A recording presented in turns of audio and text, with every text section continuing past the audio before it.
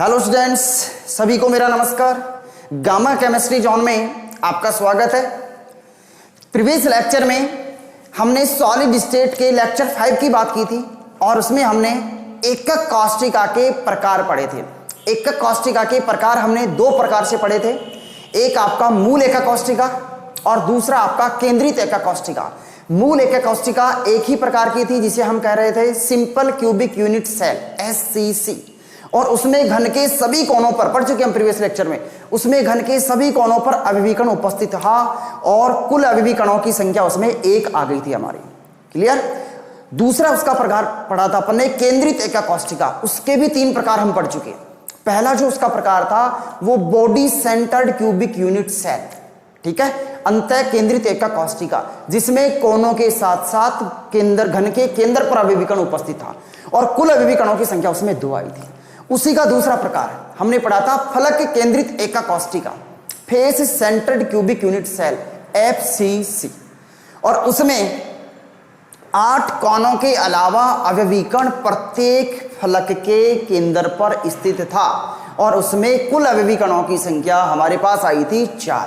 और तीसरा प्रकार हमने पढ़ा था अनंत एकक कौष्टिका end centred cubic unit cell NCC या फिर ECC, जिसमें कोनों के अलावा 2 आमने सामने की फलकों पर अभिविकर्ण उपस्थित होता था। ये पढ़ चुके प्रवेश में अपन, और उसमें कुल अभिविकर्णों की संख्या आई थी 2।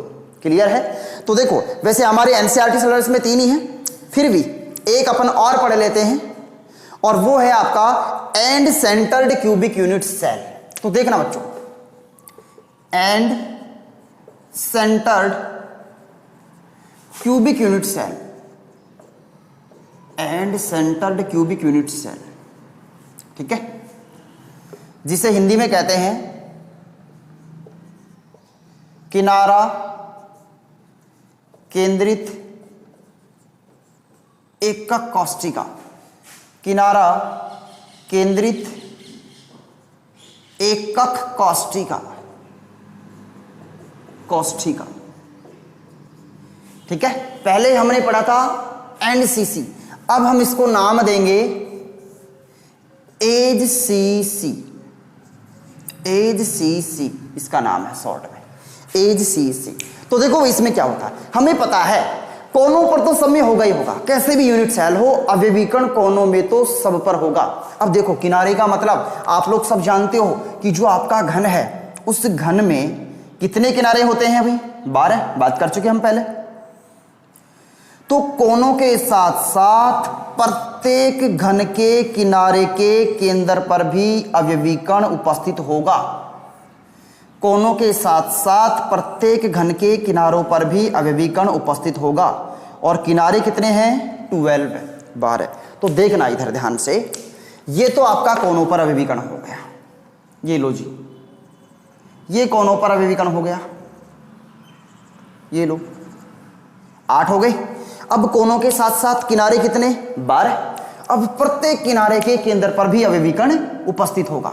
1 2 3 4 5 6 7 8 9 10 11 और ये आपका 12। इस प्रकार से किनारा केंद्रित घनीय एकक कौष्टिका में अभिविकर्ण उपस्थित होते हैं। अब वही वाला क्वेश्चन, कुल अभिविकर्णों की संख्या कितनी आएगी? तो देखो भाई, कुल अवयवीकणों की संख्या, कुल अवयवीकणों की संख्या हम पहले भी निकाल चुके। कोने का हिसाब अलग करेंगे तो कोनों के अकॉर्डिंग, कॉर्नर के अकॉर्डिंग कितने आएगा? 8 × 1/8 हम बात कर चुके। अब हम बात करते हैं किनारे की। तो देखना भाई ध्यान से, किनारे पर जो अभिविकर्ण है उसका इस घन में कितना कंट्रीब्यूशन है, कितना योगदान है। तो देखो समझना आप लोग ध्यान से, ये आपका घन है, घन मान लो इसको, कोई सा भी एक किनारा ले लो, मान लो ये किनारा है इसका। देखो 12 किनारे इसके, 1 2 3 4 नीचे और 4 ये 12 है, 12 है। ये वाला किनारा ले लिया।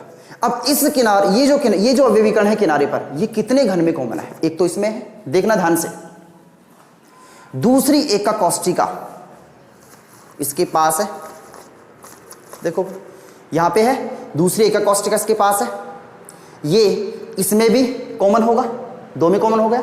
तीसरी एका कॉस्टिका इसके ऊपर है, ये इसमें भी कॉमन होगा। चौथी एका कॉस्टिका ये जो पास थी इसके ऊपर है, क्या ये इसमें भी कॉमन होगा? बिल्कुल होगा। इसका मतलब किनारे पर जो अवयवी कण है वो कितने घन में कॉमन है? 4 में। तो एक का हिस्सा कितना आया? 1/4। टोटल संख्या कितनी है?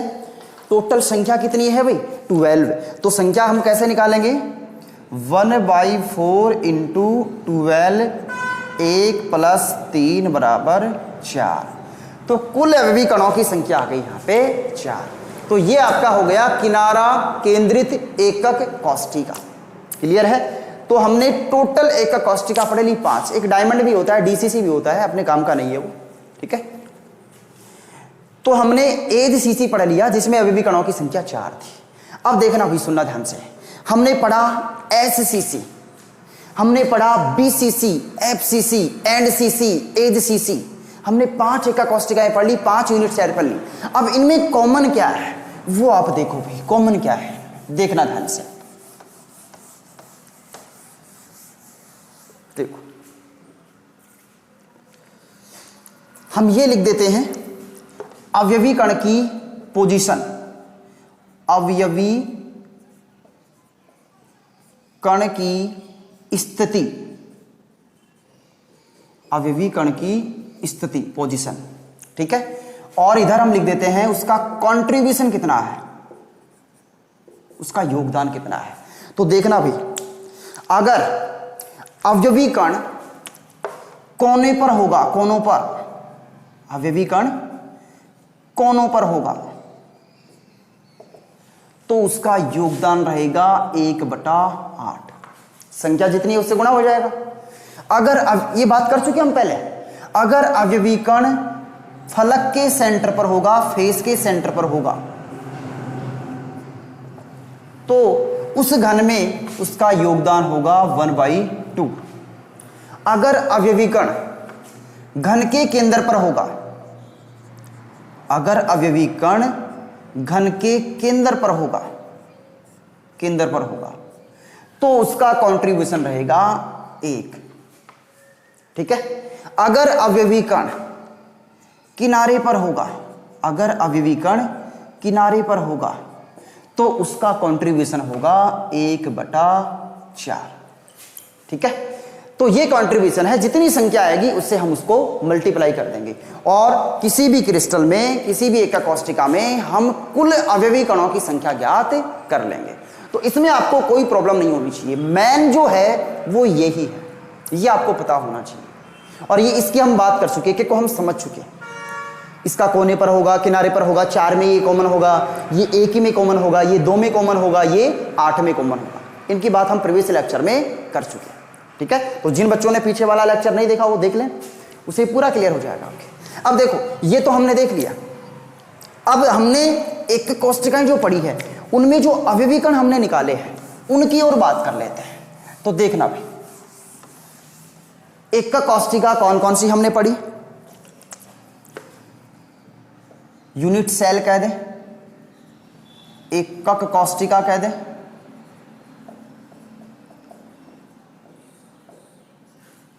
और यहां पर मैं लिख रहा हूं जेड। जेड का मतलब है अवयवी कण की संख्या। तो देखना भी ध्यान से, हमने कौन कौन सी एकक कोष्टिका पढ़ी। हमने सबसे पहली एकक कोष्टिका पढ़ी simple cubic unit cell, short name लेंगे उनका एससीसी। दूसरी हमने पढ़ी BCC, body centred cubic unit cell. तीसरी हमने पढ़ी FCC, face centred cubic unit cell. चौथी हमने पढ़ी एंडसीसी, ठीक है, अनत्य केंद्रित एकक कोष्टिका। पांचवी हमने पढ़ी एजसीसी, एजसीसी। ऐसे हमने 5 एकक कोष्टिकाएं पढ़ी, ठीक है। अब देखो ये बात अलग है कि ये 2 के प्रकार थे, हमने कॉमन लिख लिया, हमने एक टेबल बनाएंगे, सार लिखेंगे अपन। अब देखो इसमें कुल अवयवी कण की संख्या जेड, एससीसी में कितना आया था 1, बीसीसी में कितना आया था 2, एफसीसी में कितना आया था 4, एंडसीसी में कितना आया था 2, पढ़ चुके पीछे। AGCC में कितना आया था 4। ये वाली टेबल जरूर याद रखना आप लोग, यहीं से क्वेश्चन बनता है एग्जाम पॉइंट ऑफ व्यू से, ये बहुत ही इंपॉर्टेंट है। तो यहां से आपका क्वेश्चन बन जाता है। अब देखो इसमें क्वेश्चन को घुमाएगा कैसे हो, ठीक है, परेशान कैसे करेगा, वो आपको परेशान करेगा। BCC और NCC, अंतः केंद्रित एका कोष्ठिका व अनंत्य केंद्रित एका कोष्ठिका में अवयवी कणों की संख्या समान है।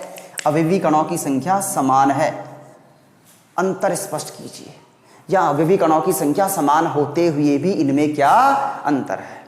सेम कहानी यहां पे FCC में और AGCC में। तो कैसे आप लोग इसको एक्सप्लेन करोगे भी? तो देखो यहां भी दो, यहां भी दो, क्या दोनों का स्ट्रक्चर सेम है? नहीं। देखो एक बात तो आपको अच्छे से पता है कि जो अवयवी कण है वो सभी एका कोष्ठिकाओं में कोनों पर तो होंगे। उसके साथ साथ BCC में बॉडी के सेंटर पर अवयवी कण होता था, जबकि NCC में 2 आमने सामने की फलकों पर अवयवी कण उपस्थित होता था। इनमें डिफरेंस करवाए तो कोनों पर तो होंगे सब में, उसके साथ साथ यहां face centred cubic unit cell, face का मतलब फलक, मतलब कोनों के साथ साथ अवयवी कण कहां होगा? फेस के सेंटर पर, फलक के केंद्र पर, जबकि यहां पे एज का मतलब किनारा, यहां पर किनारे पर होगा। ठीक है, एक बार फिर से देख लो, SCC में सभी अवयवी कण कहां होंगे? 8 कोनों पर, 8 कोनों के साथ साथ घन के केंद्र पर, 8 कोनों के साथ साथ सभी फलकों के केंद्र पर, 8 कोनों के साथ साथ 2 आमने सामने की फलकों पर, 8 कोनों के साथ साथ 12 किनारों पर। पढ़ चुके सब कुछ, ये आपका क्लियर होना चाहिए। ठीक है, अब देखो एग्जाम पॉइंट ऑफ व्यू से बहुत ही इंपॉर्टेंट क्वेश्चन, अगर वो आपको और गहराई में ले जाने की कोशिश करेगा तो वो कहां तक जा सकता है, उसको आप लोग देखोगे ध्यान से। आपसे क्वेश्चन पूछा जाएगा, कोई क्रिस्टल है और वो क्रिस्टल ABC तत्वों से बना है। सुनना भाई ध्यान से, कोई भी क्रिस्टल है वो ABC तत्वों से बना है। ठीक है, अब देखो जो A है वो सभी कॉर्नर पर स्थित है, सभी कोनों पर स्थित है, सभी कोनों पर। जो B है वो सभी फलकों पर स्थित है, सभी फलकों पर स्थित है। जो C है वो सभी किनारों पर स्थित है, सभी किनारों पर स्थित है, किनारों पर स्थित है। तो क्रिस्टल जालक का सूत्र याद कीजिए, ये आपसे क्वेश्चन पूछेगा। फिर से सुनना, कोई भी क्रिस्टल है ABC तत्वों से बना है। A सभी कोनों पर स्थित है, B सभी फलकों पर स्थित है, C सभी किनारों पर स्थित है। तो क्रिस्टल जालक का सूत्र ज्ञात कीजिए। करना क्या है, सबसे पहले क्रिस्टल जालक को ही बनाना है। ये लो जी, आपका घन बनाएंगे सबसे पहले।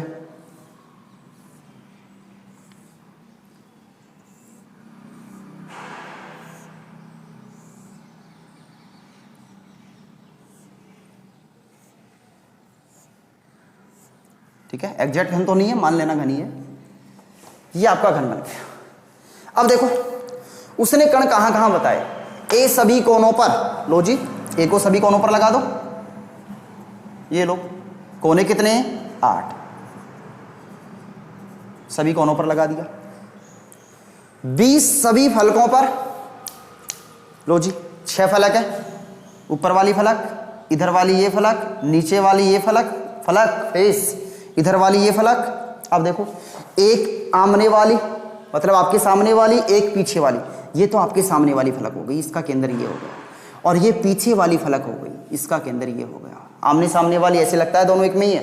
फिर से देख लो, ये आगे वाली, ये पीछे वाली का है। ठीक है, तो ऐसे 6 फलक हो गई, 20 सभी फलकों पर। C सभी किनारों पर, किनारे कितने हैं? 12, 12 किनारे हैं भाई। तो C की हम बात करें, C सभी किनारों पर है। लो जी, 1 2 3 4 5 6 7 8 9 10 11 और 12। ये लो जी। अब आपको सूत्र पूछा है तो देखना ध्यान से। सबसे पहले हम एक ही संख्या निकाल लेते हैं कि ए कितना है हमारे पास। तो देखो भाई, ए सभी कोनों पर है, 8 कोनों पर है, और कोनों का गणित हम जानते हैं, कोनों का हिसाब हम जानते हैं, मतलब 8 गुणा 1/8 बराबर 1। ये तो एक आ गया। बी की संख्या हम निकालते हैं।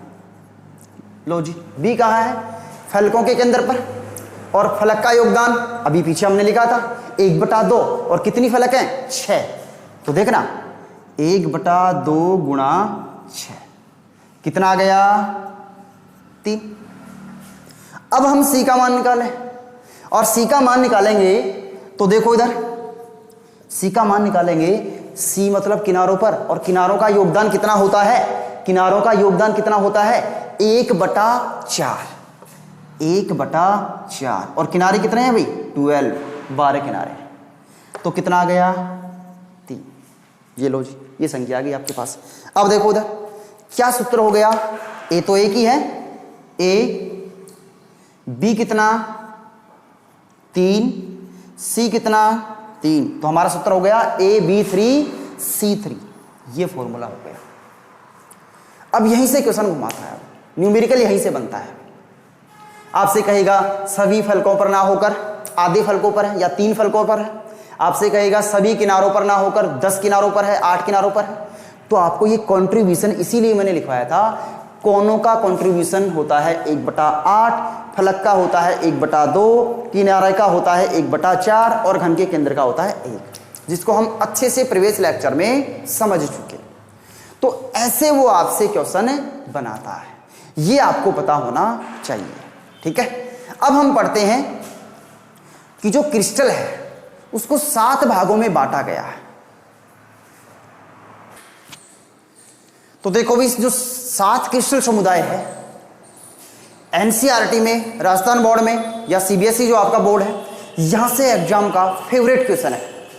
क्रिस्टलों को 7 भागों में बांटा गया है। Cubic, tetragonal, orthorhombic, rhombohedral, hexagonal, monoclinic और ट्राइक्लिनिक, ऐसे 7 क्रिस्टल में बांटा है।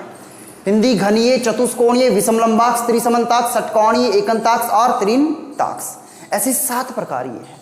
अब इनमें क्वेश्चन बहुत बार पूछा गया है, आरबीएससी में तो बहुत बार पूछा गया है क्वेश्चन। वो आपसे पूछेगा अक्षीय दूरी, हमने 6 पैरामीटर पढ़े थे देखो यूनिट सेल के, बंद दूरी और बंद कोण। ठीक है, तो दूरी तो एबीसी थी हमारी, और कोण क्या था? Alpha, beta, gamma. तो ये रिलेशन है आपस में। ठीक है, एक एक्सपेरिमेंटल डाटा है ये। तो देखना ध्यान से, जो क्यूबिक है, जो घनीय क्रिस्टल है, उसमें अक्षीय दूरी 3 होती है। अक्षीय दूरी ए, बी और सी, 3 अक्षीय कोण होते हैं, सारे आपस में बराबर होते हैं। अक्षीय कोण भी सारे आपस में बराबर होते हैं, अल्फा, बीटा, गामा 90 डिग्री होते हैं। और ये इसके एग्जाम्पल है, NaCl है, KCl है, हीरा है, डायमंड है, कॉपर है, Ag है, सिल्वर है। ये है टेट्रागोनल, चतुष्कोणीय क्रिस्टल। इसमें 2 बंद दूरी आपस में, अक्षीय दूरी जो है बराबर होती है, और भी, लेकिन बी सी के बराबर नहीं होता। कितना होता है? कुछ भी हो सकता है। ऐसे ही बंद कोण, अक्षीय कोण, अल्फा, बीटा, गामा तीनों बराबर होते हैं, और कितने होते हैं? 90 डिग्री। इसके एग्जाम्पल आपके सामने है, श्वेत टिन, SnO2 और TiO2। ठीक है, ऐसे ही विषम लंबाक्ष है, यहाँ पे एक भी बंद दूरी आपस में समान नहीं होती, A not equal to B not equal to C, लेकिन अल्फा, बीटा, गामा सारे के सारे क्या होते हैं? 90 डिग्री होते हैं, और ये इसके एग्जाम्पल है। ठीक है, ऐसे ही आपका त्रिसमन्ताक्ष है, रोम्बोहेड्रल है, इसमें सारी अक्षीय दूरी समान होती है, A बराबर B बराबर C, और अल्फा बराबर बीटा बराबर गामा, लेकिन ये 90 डिग्री नहीं होते हैं, 90 डिग्री से ऊपर नीचे होते हैं, और ये इसके एग्जाम्पल है। ऐसे ही आपका हेक्सागोनल है, षटकोणीय है, इसमें A बराबर B तो होता है, लेकिन B बराबर C नहीं होता अक्षीय दूरी में, और अक्षीय कोण अल्फा, बीटा 90 डिग्री होता है, और gamma not equal to 90 degree, मतलब 120 डिग्री। ग्रेफाइट हो गया, जिंक ऑक्साइड हो गया, कैडमियम सल्फाइड हो गया आपका। ऐसे ही आपका त्रिसमन्ताक्ष है, सॉरी एकंताक्ष है, A not equal to B not equal to C, alpha बराबर गामा 90 डिग्री होता है दोनों, और बीटा 90 डिग्री नहीं होता। एकंताक्ष गंधक है, Na2SO4 है इसका एग्जाम्पल। और ये आपका त्रिनताक्ष है, A not equal to B not equal to C, A not equal to B not equal to gamma, sorry alpha not equal to beta not equal to gamma not equal to 90 degree, और ये इसके example है। अब देखो exam में कैसे पूछा है, बहुत बार पूछा गया है। आपको सीधा सीधा ये लिख के देगा घनीय क्रिस्टल में अक्षीय दूरी क्या होगी, सीधा सीधा लिख के देगा। तो आपको ये रिलेशन लिखना है A बराबर B बराबर C, 1 नंबर का क्वेश्चन, बहुत बार पूछा गया है। आपसे पूछेगा विषम लंबाक्ष क्रिस्टल में अक्षीय कोण लिखिए, तो आप विषम लंबाक्ष में क्या लिखोगे, अल्फा बराबर बीटा बराबर गामा बराबर 90 डिग्री। अगर दोनों पूछता है तो क्वेश्चन का नंबर बढ़ा देगा, 2 नंबर देगा। बहुत बार पूछा गया है यहाँ से, ठीक है। अब ये टेबल याद कैसे रहेगी आपको, ठीक है। तो देखो आसान है ये, एग्जाम्पल तो आपको याद रखने ही पड़ेंगे। इसका एक छोटा सा अपन ट्रिक देख लेते हैं, और देखो ट्रिक क्या है। एक एक वर्ड उठा लो, इंग्लिश वाले की ट्रिक बता देता हूं मैं, हिंदी वाले आप खुद सर्च करोगे। इंग्लिश वाले की ट्रिक देखो, CTORHMT,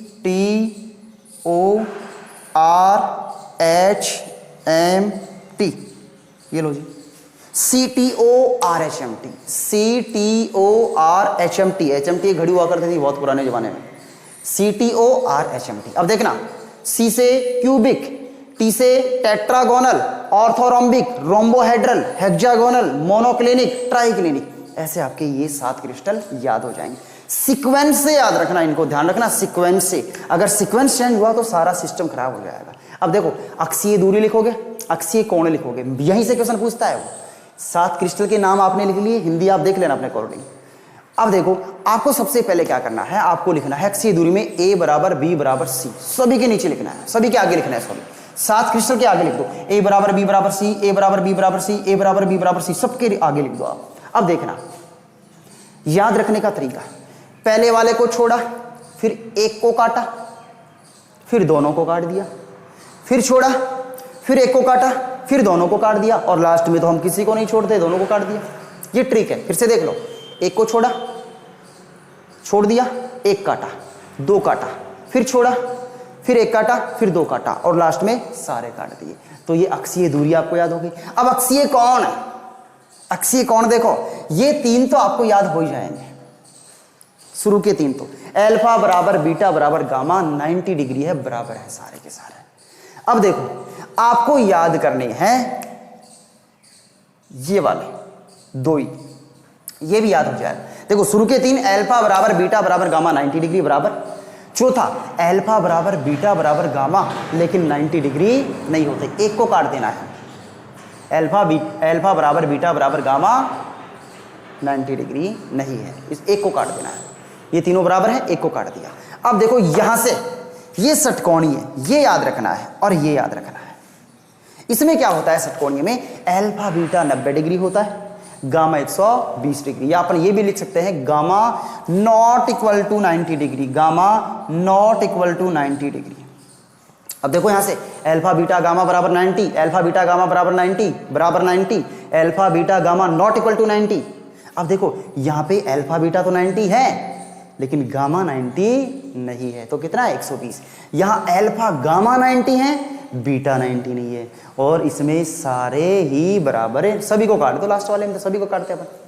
तो ये ऐसे आपको ये सारणी याद रखनी है, बहुत इंपॉर्टेंट है एग्जाम पॉइंट ऑफ व्यू से, बहुत बार क्वेश्चन इससे पूछे गए हैं, तो आपको ये सारणी जरूर याद रखनी है। अब इसमें और कैसे वो क्वेश्चन बनाता है, वो क्वेश्चन बनाएगा कि ऐसा क्रिस्टल बनाइए, बताइए ऐसे क्रिस्टल का नाम बताइए जो सममित है, जिसमें सममिति पाई जाती है। तो देखो घनीय क्रिस्टल है, इसमें सममिति पाई जाती है। सममिति कैसे पाई जाती है, क्योंकि इसमें सारे अक्षीय दूरी और अक्षीय कोण जो है वो क्या होते हैं, बराबर होते हैं। तो सबसे सरल क्रिस्टल जो है, सबसे सममित जो क्रिस्टल है वो कौन सा है, आपका घनीय। और आपसे ये पूछा जाए कि ऐसा क्रिस्टल बताइए जो सबसे एबनॉर्मल है, जो सबसे असममित है, सुना ध्यान से, जो सबसे ज्यादा असममित है, तो याद रखना नाम वो है त्रिंताक्ष, ट्राइक्लिनिक क्रिस्टल, जिसमें ना तो कोई बंद दूरी या अक्षीय दूरी बराबर होती है और ना ही कोई अक्षीय कोण बराबर होता है। तो सुनना, सबसे ज्यादा सममित क्रिस्टल कौन सा, घनीय पूछता है, सबसे ज्यादा असममित क्रिस्टल कौन सा, त्रिंताक्ष। ठीक है, तो ये तो क्या है भैया आपका असममित है, ये तो सबसे ज्यादा असममित, और ये सबसे ज्यादा सममित। तो इस टेबल से ऐसे ही आपका क्वेश्चन बनता है। अब देखो हम बात करते हैं ब्रेवे जालक की। ब्रेवे जालक की हम बात करते हैं। ब्रेवे नाम का एक वैज्ञानिक था और उसने क्या किया, ब्रेवे ने क्या किया, जो 7 क्रिस्टल हैं इनको अवयवी कणों की व्यवस्था के आधार पर 14 भाग में पार्ट में डिवाइड कर दिया, 14 भागों में इसको बंटवारा कर दिया, बांट दिया इसको। तो देखना भाई अगला हमारा हेडिंग रहेगा ब्रेवे जालक। अगला हमारा हेडिंग रहेगा ब्रेवे जालक। तो देखना भाई ब्रेवे जालक। तो देखो ब्रेवे ने क्या किया, ब्रेवे ने क्या किया कि जो 7 क्रिस्टल हैं इनको अवयवी कणों की व्यवस्था के आधार पर 14 भागों में डिवाइड कर दिया और इन क्रिस्टल जालकों को ही ब्रेवे जालक कहा जाता है। सीधा सीधा क्वेश्चन यहां से इतना सा बनता है कि ब्रेवे जालकों की संख्या कितनी होती है। तो ध्यान रखना ब्रेवे के अकॉर्डिंग जालकों की संख्या कितनी होती है, 14 होती है, 14 होती है। ठीक है, तो अब हम बात करते हैं ठोसों में निबिड़ संकुलन की। अब हम बात करते हैं ठोसों में निबिड़ संकुलन की। बहुत ही इंपॉर्टेंट टॉपिक है ये भी आपका, कि ठोसों में जो निबिड़ संकुलन है,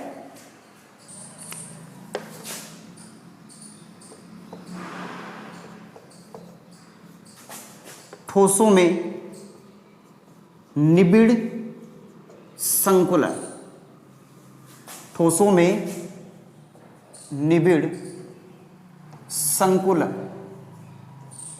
संकुलन। ठीक है, तो देखो क्या है क्लॉच पैकिंग इन सॉलिड्स। हम जानते हैं ठोस क्या होते हैं। ठोसों में जो आपके अवयवी कण है वो पास पास होते हैं, हम अच्छे से जानते हैं, पिछले 5 लेक्चर में हम पढ़ चुके।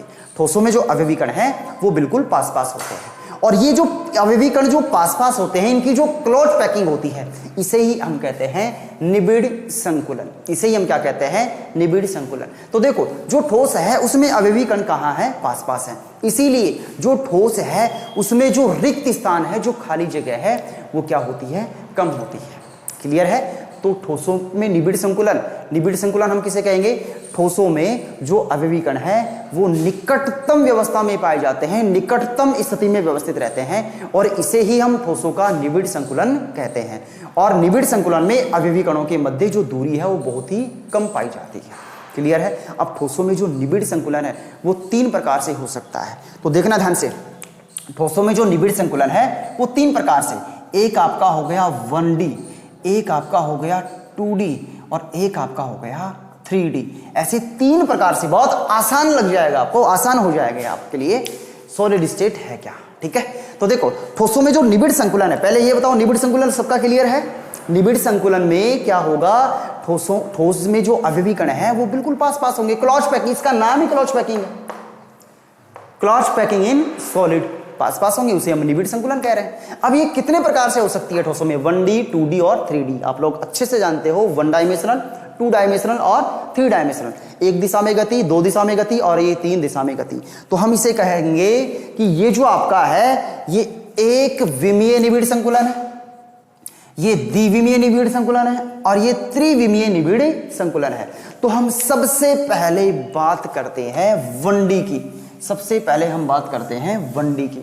तो देखना भाई ध्यान से, हम बात कर रहे हैं 1D की और 1D का मतलब एक विमीय, एक विमीय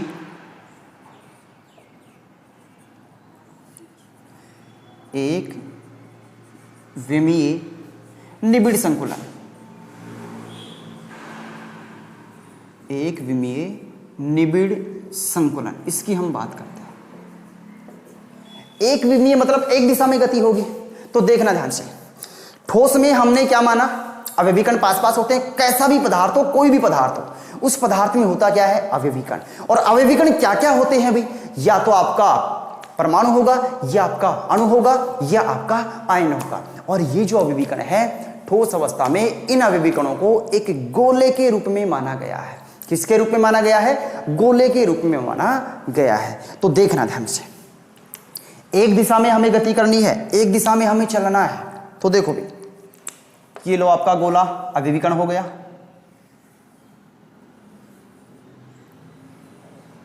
ये लो जी, एक ही दिशा में गति कर,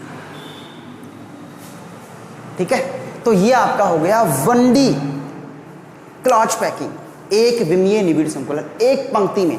मतलब अगर कोई आपसे 1D निबिड़ संकुलन की परिभाषा पूछे तो क्या कहोगे आप, क्या कहोगे 1D क्या होता है? तो हम कहेंगे वह निबिड़ संकुलन जिसमें एक पंक्ति में गति होती है, या हम ये कह दें इस निबिड़ संकुलन में जो गोले हैं, जो अवयवीकण हैं, उनको एक पंक्ति में व्यवस्थित किया जाता है, उसे हम क्या कहेंगे?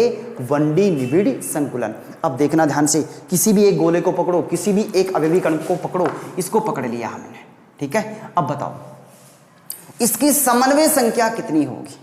इसकी समन्वय संख्या देखना भी ध्यान से, समन्वय संख्या कह दें, या फिर उप सहसंयोजन संख्या कह दें, उप सहसंयोजन संख्या कह दें, एक ही बात है। समन्वय संख्या कह दें या उप सहसंयोजन संख्या कह दें। तो समन्वय संख्या या उप सहसंयोजन संख्या होती क्या है? क्या होती है भाई समन्वय संख्या या उप सहसंयोजन संख्या? तो देखना, एक गोला जितने गोलों को टच करता है, एक गोला जितने गोलों को टच करता है, जितने गोलों को स्पर्श करता है, वो ही उसकी समन्वय संख्या होती है, ठीक है। तो यहां पे कोई सा भी एक गोला देख लो, देखो इधर ये जो गोला है, ये गोला कितने गोलों को टच कर रहा है? 2 गोलों को टच कर रहा है। तो इसकी समन्वय संख्या कितनी हो गई? 2। इसका मतलब समन्वय संख्या का मान हम कितना लिखेंगे? यहाँ पे 2 लिखेंगे भाई। इसकी समन्वय संख्या जो है वो कितनी हो गई? 2। तो ध्यान रखना, सॉलिड स्टेट में एक गोला जो है वो 2 गोलों को टच करेगा, तो इनकी जो समन्वय संख्या है वो कितनी हो गई? 2 हो गई, ठीक है। 2 समन्वय संख्या हो गई। अब देखो समन्वय संख्या सभी जगह अप्लाई होता है, जैसे आप आयनिक सॉलिड में पढ़ोगे, आयनिक ठोस में आप लोग पढ़ोगे, उसमें भी समन्वय संख्या का कॉन्सेप्ट चलेगा। तो वहां पे एक धनायन जो है वो कितने ऋणायनों से घिरा होता है, कितने ऋणायनों से जुड़ा होता है, वो उसकी समन्वय संख्या होगी। जैसे मैं यहाँ पे खड़ा हूं, मैं कितने स्टूडेंट से घिरा हुआ हूं, वो मेरी समन्वय संख्या हो गई, ठीक है। तो ये समन्वय संख्या का जो कॉन्सेप्ट है ये सभी जगह अप्लाई होता है। तो ये आपका हो गया एक विमीय निबिड़ संकुलन, ये 1D क्लॉच पैकिंग आपका हो गया, ठीक है। तो देखो भाई द्विविमीय निबिड़ संकुलन और द्विविमीय निबिड़ संकुलन में जो गति होगी वो 2 दिशाओं में होगी। द्विविमीय निबिड़ संकुलन, द्विविमीय निबिड़ संकुलन, इसमें जो गति होगी वो 2 दिशाओं में होगी, 2D में होगी, ठीक है। तो अब देखना ध्यान से, बनेगा या किससे बनेगा? या 1D से ही बनेगा, एक विमीय संकुलन से ही बनेगा। मतलब जो आपका एक विमीय गोले थे उनकी पंक्ति को हम एक दूसरे के ऊपर व्यवस्थित करेंगे तो उससे हमें क्या प्राप्त होगा? 2D प्राप्त होगा। अब व्यवस्थित करने का जो तरीका है वो 2 प्रकार से हो सकता है, देखना भी, समझना ध्यान से आप लोग। व्यवस्थित करने का जो तरीका है वो 2 प्रकार से हो सकता है। तो देखो ये आपका हो गया 1D, ये तो आपका 1D हो गया, एक विमीय दिशा में गति हो गई, ठीक है। अब हम देखो 2D में अगर इसको अप्लाई करें तो 2 दिशाओं में गति होगी।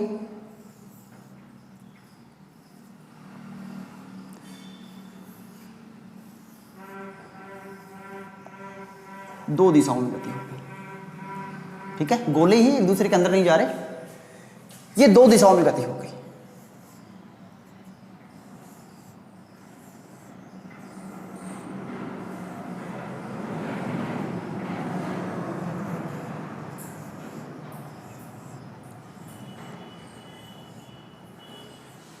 मतलब 1D से हमने क्या बना लिया? 2D। पहले तो आप लोग ये देखो कि 2D जो है वो प्राप्त कैसे होगा?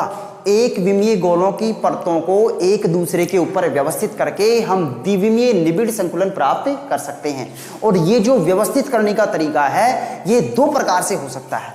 एक तो आपका ये है, एक पंक्ति, उसके ऊपर दूसरी पंक्ति, तीसरी पंक्ति, चौथी पंक्ति हमने जमाई, और गोलों को हमने इस प्रकार जमाया है कि एक गोला दूसरे गोले के ठीक नीचे हो, या फिर हम ये कह दें कि एक जो दूसरी पंक्ति के जो गोले हैं वो ऊर्ध्वाधर रूप से और क्षैतिज रूप से उनके केंद्र को अगर हम मिलाएं तो एक सरल रेखा हमें प्राप्त होगी।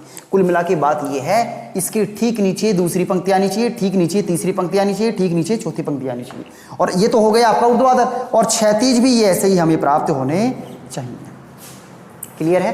तो ये आपका एक प्रकार हो गया। तो देखना ध्यान से, जो आपका द्विविमीय निबिड़ संकुलन है ये भी दो प्रकार से हो गया। एक तो क्या कि हम पंक्ति को, दूसरी पंक्ति को इस प्रकार से व्यवस्थित करें कि जो गोलों के केंद्र हैं वो एक सीध में हो, जस्ट एक गोले के नीचे दूसरा हो, या गोलों के केंद्र को मिलाएं तो ऊर्ध्वाधर और क्षैतिज रूप से एक सरल रेखा हमें प्राप्त हो। तो देखो, एक प्रकार तो इसका ये हो गया द्विविमीय निबिड़ संकुलन का। अब देखना, सुनना ध्यान से, बहुत इंपॉर्टेंट है, सुनना। देखो ध्यान, हमने कोई भी एक गोला लिया है, ये गोला हमने ले लिया। अब इस गोले से कितने गोले टच कर रहे हैं, इस गोले से कितने गोले टच कर रहे हैं, तो देखना भाई, एक ये गोला कर रहा है, एक ये, एक ये, एक ये, मतलब इन जो टच कर रहे हैं गोले, उनके केंद्रों को अगर मिलाया जाए, तो एक स्क्वायर हमें प्राप्त होगा। क्या प्राप्त होगा? स्क्वायर हमें प्राप्त होगा। इसीलिए इस निबिड़ संकुलन का नाम जो है वो क्या पड़ गया? वर्गाकार द्विविमीय निबिड़ संकुलन। क्या नाम पड़ गया इसका? नाम क्या पड़ गया? वर्गाकार द्विविमीय निबिड़ संकुलन।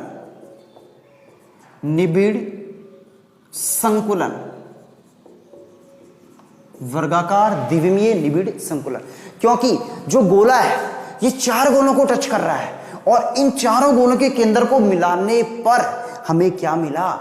हमें एक स्क्वायर प्राप्त हुआ। इसीलिए इसका नाम क्या पड़ गया? वर्गाकार द्विविमीय निबिड़ संकुलन। ठीक है? अब देखो, अगर आपसे पूछा जाए कि ये जो वर्गाकार द्विविमीय निबिड़ संकुलन है, इसमें जो गोला है उसकी समन्वय संख्या कितनी होगी? तो देखो, एक गोला कितने गोलों को टच कर रहा है? चार को। इसका मतलब समन्वय संख्या, कोऑर्डिनेशन नंबर, ठीक है, कोऑर्डिनेशन नंबर क्या हो जाएगा इसका? 4 हो जाएगा। समन्वय संख्या कितनी हो जाएगी? 4 हो जाएगी। तो ये आपका हो गया वर्गाकार द्विविमीय निबिड़ संकुलन। क्लियर है? अब देखो भाई, इसकी समन्वय संख्या आपके पास 4 आ गई। अब इसी में 2D में भी एक व्यवस्था और है इस पंक्ति को व्यवस्थित करने की। अभी तो हमने क्या किया? जस्ट इसके नीचे पंक्ति को व्यवस्थित कर दिया। अब हम जस्ट नीचे पंक्ति को व्यवस्थित ना करके इन गर्त में पंक्ति को व्यवस्थित किया जाए, तो देखो दूसरा तरीका। एक इसका जो प्रकार है वो तो क्या हो गया? वर्गाकार द्विविमीय निबिड़ संकुलन।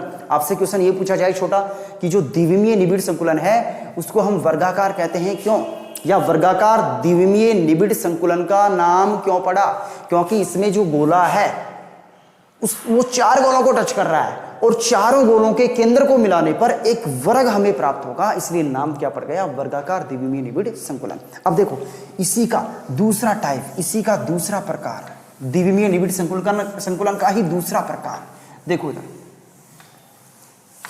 दूसरा जो इसका प्रकार होगा वो होगा षटकोणीय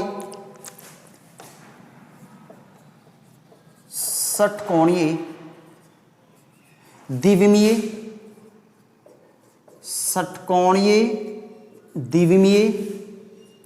निबिड़ संकुलन।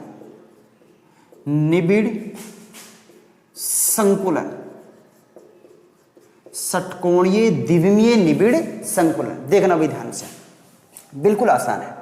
दूसरा प्रकार है उसका, द्विविमीय निबिड़ संकुलन का दूसरा प्रकार है षटकोणीय द्विविमीय निबिड़ संकुलन। तो देखो, पहले हमने एक पंक्ति व्यवस्थित की थी, पहले हमने एक पंक्ति को व्यवस्थित किया था,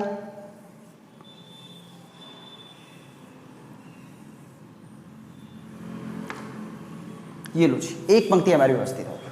फिर इसके जस्ट नीचे हमने दूसरी पंक्ति को व्यवस्थित कर दिया था। अब हम ऐसा नहीं करेंगे, 2D ही है, लेकिन ये जो गर्त है ना, पहली पंक्ति के गर्त जो है ये, इनमें हम दूसरी पंक्ति को व्यवस्थित करेंगे। पहली पंक्ति के जो गर्त हैं, जो गड्ढे हैं, ये गड्ढे जो हैं उसमें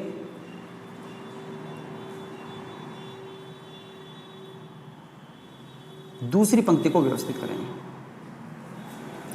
ऐसे ही तीसरी पंक्ति को दूसरी पंक्ति के गर्त में व्यवस्थित किया जाएगा।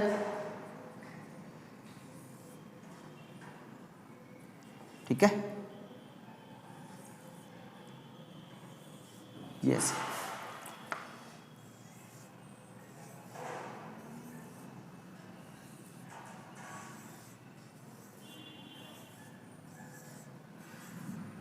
ये लो जी, पहले हमने व्यवस्थित किया था 2D ही था, लेकिन अब हमने थोड़ा सा चेंज कर दिया।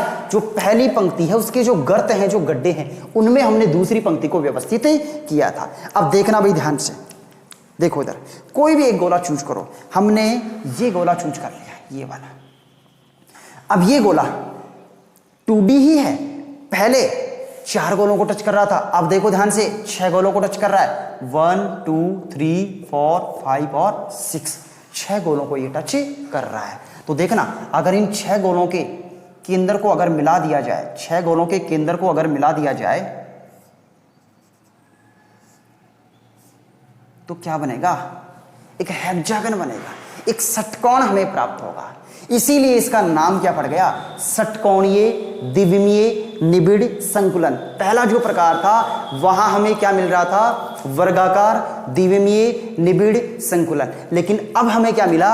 षटकोण मिला, इसलिए नाम क्या पड़ गया? षटकोणीय द्विविमीय निबिड़ संकुलन। तो सुनना ध्यान से, हमने सबसे पहले क्या पढ़ा? एक विमीय निबिड़ संकुलन, एक पंक्ति में गति होगी। फिर हमने क्या पढ़ा? द्विविमीय निबिड़ संकुलन। द्विविमीय के 2 प्रकार पढ़े हमने, वर्गाकार द्विविमीय निबिड़ संकुलन और षटकोणीय द्विविमीय निबिड़ संकुलन। वर्गाकार निबिड़ संकुलन में क्या होगा? एक पंक्ति के ठीक नीचे दूसरी पंक्ति को व्यवस्थित किया जाएगा, मतलब गोलों के जो केंद्र हैं वो एक सिद्ध में होंगे। उसमें समन्वय संख्या कितनी मिली थी हमें? 4। अब यहां पे षटकोणीय में जो पहली पंक्ति है उसके खड्डों में, उसके गर्त में दूसरी पंक्ति को व्यवस्थित किया जाएगा। और एक गोला कितने गोलों को टच कर रहा है? समन्वय संख्या कितनी है भाई? कोऑर्डिनेशन नंबर कितना है? 6 है, 6 है। पहले हमें 4 मिल रहा था, अब देखो 6 गोले टच कर रहे हैं इसको, 6 गोले, देख लो ध्यान से। इसलिए समन्वय संख्या कितनी हो गई? 6। तो ये आपका हो गया द्विविमीय निबिड़ संकुलन। तो अगली क्लास में हम बात करेंगे 3D क्लॉच पैकिंग की, त्रिविमीय निबिड़ संकुलन की।